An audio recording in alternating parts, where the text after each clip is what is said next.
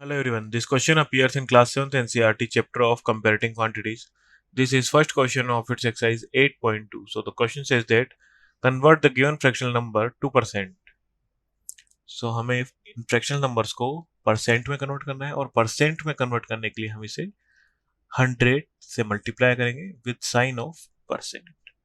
सो ये cancel out हो जाएगा 4 से 2 टाइम, 4 से 100 25 टाइम एंड 25 2 से कैंसिल आउट हो जाएगा 12.5 टाइम, जाएगा 12.5%.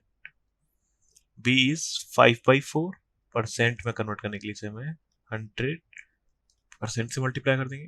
4 से 100 कैंसिल आउट हो जाएगा 25 टाइम एंड 25 5 जा 125%. 3/40 इसे हम परसेंट में कन्वर्ट करने के लिए 100 से मल्टीप्लाई कर देंगे और परसेंट का साइन लगा देंगे. 0 से 0 एंड 2 से कैंसिल आउट हो जाएगा 5 time 2 time, then 15/2 is equal to 7.5%.